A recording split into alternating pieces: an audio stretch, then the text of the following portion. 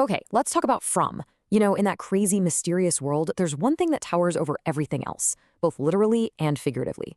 The tree. This thing transports people, it seems to hold all the secrets, and you gotta believe it's the key to the entire show. So the big question is, what is it? Well, today we're gonna try and untangle its roots. I mean, this is it, right? This is the question that every single fan is asking. We know the tree is powerful, we've seen what it can do, but how does it actually work? Well, you're in the right place, because we're about to dive into a really fascinating theory by a guy named Michael Gmirkin. And he connects the dots using some seriously cool clues from ancient world mythology. It might just change how you see everything.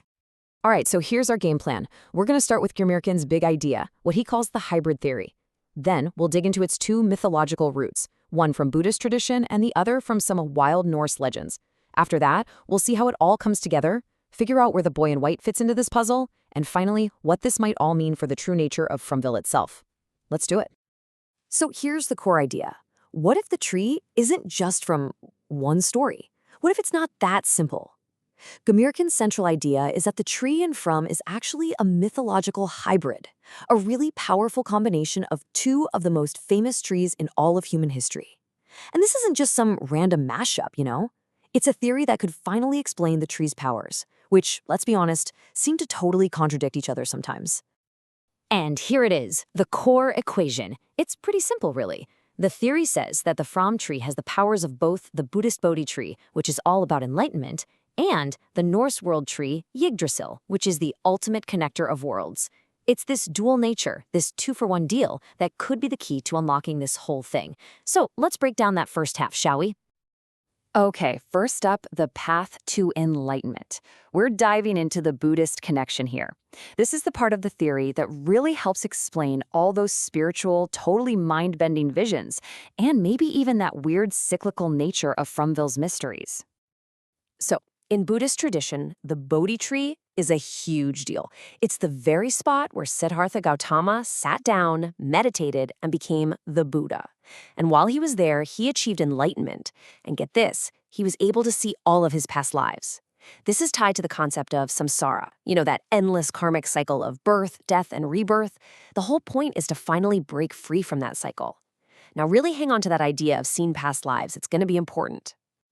And this is where the theory gets really specific and, honestly, kind of brilliant. It draws a straight line between Buddha's journey and Miranda's backstory. Think about it. Buddha meditated under the Bodhi tree to find enlightenment. Miranda, she took LSD under a regular old park tree and started having insane visions.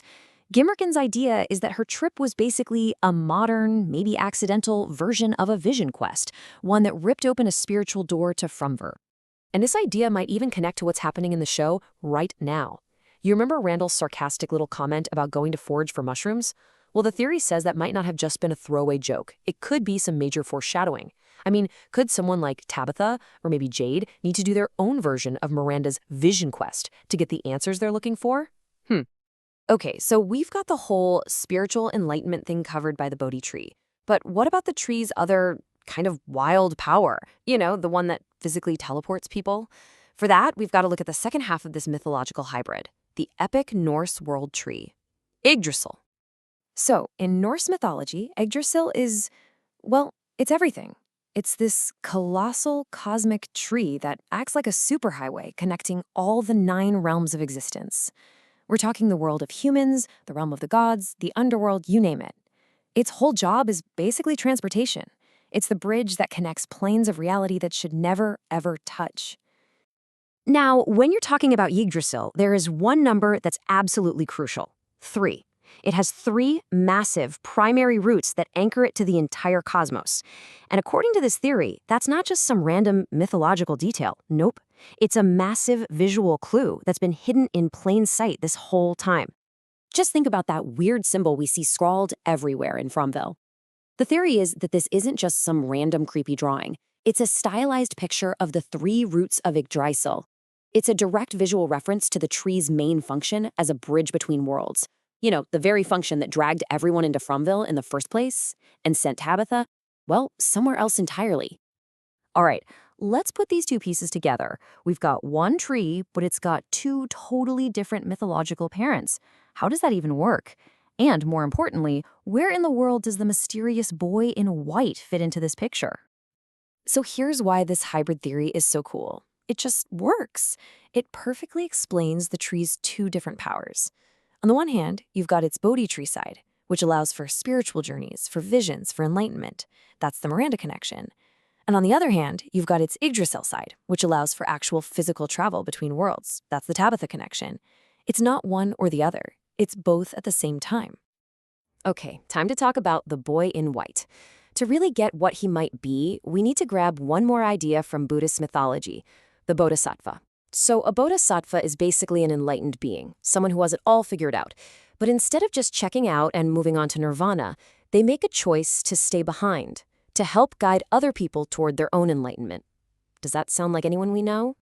And this brings us to a huge question at the very heart of this theory. Is the boy in white just a guide, like a bodhisattva, helping people find their way through the madness of Fromville? Or is he something way more fundamental?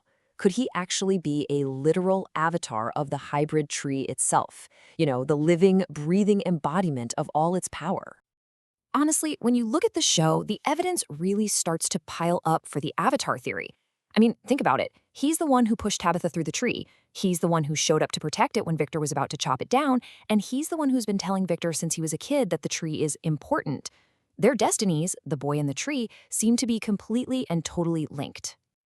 Okay, so with all this mythological stuff in our back pocket, we can finally ask one last, seriously mind-bending question.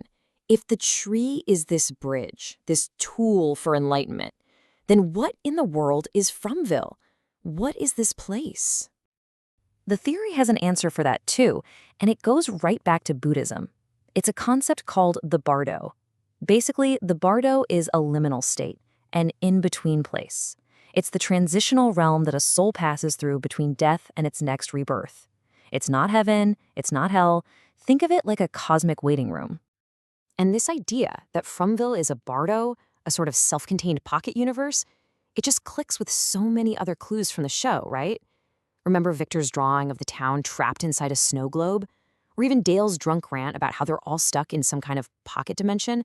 It all points to the same thing, a place that is completely cut off from normal reality. So, let's wrap this all up.